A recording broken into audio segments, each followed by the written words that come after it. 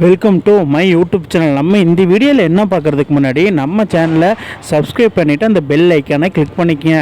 நம்ம சேனல் அப்படியே like and கமெண்ட்டும் பண்ணிக்கிங்க. அப்படின்னா தான் நான் போடுற வீடியோ வந்துகிட்டே இருக்கும், நீங்கள் பார்த்து என்ஜாய் பண்ணிகிட்டே இருக்கலாம். இன்றைக்கி ஆஸ்திரேலியாவா சவுத் ஆப்பிரிக்காவோட மேட்ச் சம்மரி தான் நம்ம பார்க்க போகிறோம். இவங்க என்ன தான் பண்ண போகிறாங்க அப்படின்னு சொல்லி நம்ம பொறுத்திருந்து தான் பார்க்கணும். அப்படின்னு சொல்லி ஸ்டார்ட் பண்ணால் ராவல்பிண்டி கிரிக்கெட் ஸ்டேடியம் ராவல்பிண்டி மாதிரி தான் இருக்குது. ஏன்னா மழையால் பெரிய பாதிப்பை அடைஞ்சிருக்குன்னு தான் சொல்லலாம். இந்த ஒரு சம்மர் சீசனில் ராவல்பிண்டியில் திடீர்னு மழை பெஞ்சிருக்குது, ஒரு அதிசய சாக்குன்னு தான் நம்ம சொல்லணும். அதனால் என்னென்னா நம்ம ஸ்டீவன் ஸ்மித்தும் டெம்போ பவுமாவுக்கும் பெரிய ஒரு மன வருத்தத்தை ஆளாக்கியிருக்குது நம்ம ராவல்பிண்டி ஸ்டேடியம். ரெய்னிஸ் டிலே இந்த போட்டாங்க பாரு, ரெய்னிஸ் டிலே அப்படி சொல்லி மழை பெஞ்சுக்கிட்டே இருக்குப்பா. என்னதான் பண்ணுறதுன்னு தெரியல. ஒரு 20 ஓவர் மேட்சாவது நடத்தியிருக்கலாம், அதுக்குமே வாய்ப்பு இல்லாமல் போயிடுச்சு நம்ம ராவல்பிண்டி கிரிக்கெட் ஸ்டேடியத்தில். ஒருவேளை பாகிஸ்தான் வெளியே போனதுனால அந்த கார்டே பார்த்து மழை வர வச்சிருச்சுன்னு நினைக்கிறேன். இதன் மூலிமா என்ன, ஏடன் மார்க்ரம் இந்த டீமில் பெரிய பிளேயர்ஸ் எல்லாம் ரொம்ப வருத்தத்துக்கு அழகாக நம்மளுக்கு கிடச்ச ஒரு 2 பாயிண்ட் போச்சே அப்படின்னு சொல்லி. ஆனால் இன்றைக்கி கண்டிப்பாக மேட்ச் நடந்திருந்தால் சவுத் ஆப்பிரிக்கா தான் வின் பண்ணியிருப்பாங்க என்னோடய ப்ரிடிக்ஷனில். தப்பித்து போன தருணம் தான் நம்ம சொல்லணும், நம்ம கிரிக்கெட் ஆஸ்திரேலியாவை சொல்லணும். ஏன்னா கண்டிப்பாக சவுத் ஆப்பிரிக்கா வின் பண்ணியிருப்பாங்க.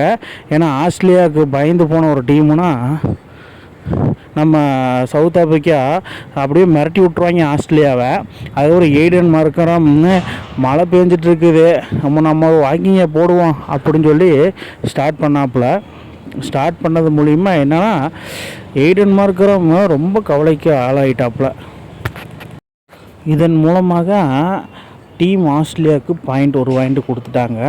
Match abandoned due to rain அப்படின்னு சொல்லி அனௌன்ஸ் பண்ணது மூலிமா இவங்களுக்கு 1 பாயிண்ட் கொடுத்ததுனால இப்போ பாயிண்ட்ஸ் டேபிளில் 3 பாயிண்ட் எடுத்து கண்டிப்பாக குவாலிஃபைக்கு நாங்கள் தகுதி பெறுவோம் என்ற முனைப்போடு தான் அவங்க இருப்பாங்க. அதுக்கப்புறம் சவுத் ஆப்பிரிக்காவுக்கும் 1 பாயிண்ட் கொடுத்துட்டாங்க ஐசிசி.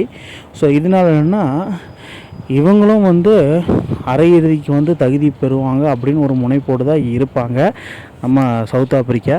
இதன் மூலிமா என்னென்னா மழை ஆளுக்கு ஒவ்வொரு பாயிண்ட் கொடுத்துட்டாங்கப்பா. ஸோ அதனால் 2 டீமும் ரொம்ப ஹாப்பியாக தான் இருப்பாங்க நினைக்கிறேன். ஏன்னா ஒரு டீம் தோற்றுருந்தால் அந்த டீமுக்கு ரொம்ப பாதிப்பாக இருக்குது. பின்னாடி இங்கிலாந்து வேறு இருக்கிறாங்க, ஆப்கானிஸ்தான் சொல்லவே முடியாது. அதனால் ஜாலியாக தான் இருப்பாங்க. ஸோ அதுக்கப்புறம் அந்த பாயிண்ட்ஸ் டேபிளில் பாருங்கள், குரூப் பியில் சவுத் ஆப்பிரிக்கா 3 பாயிண்ட்டும் ஆஸ்திரேலியா 3 பாயிண்டில் இருக்கிறாங்க. எனக்கு தெரிஞ்சு டாப் 2ல் குரூப் பியில் இவங்க தான் வருவாங்க நினைக்கிறா, சவுத் ஆப்பிரிக்கா ஆஸ்திரேலியா. குரூப் ஏல நீஸில் இந்தியாவும் இருக்கிறாங்க. இவங்க ஆல்ரெடி குவாலிஃபை, அது எல்லாத்துக்குமே தெரிஞ்சிருக்கும். இதே மாதிரி நம்ம சேனலில் அற்புதமான வீடியோஸ் வந்துகிட்டே இருக்கும், நீங்கள் பார்த்து என்ஜாய் பண்ணிகிட்டே இருக்கலாம். இந்த வீடியோ எப்படி இருக்குன்னு கீழே கமெண்ட் பாக்ஸில் கமெண்ட் பண்ணுங்கள். இந்த மாதிரி இன்ட்ரெஸ்டிங் கிரிக்கெட் வீடியோவை தெரிஞ்சுக்க நம்ம சேனலை சப்ஸ்கிரைப் பண்ணுங்கள், லைக் அண்ட் கமெண்ட் பண்ணுங்கள். மேலும் உங்களுக்கு வீடியோ வந்துகிட்டே இருக்கும்.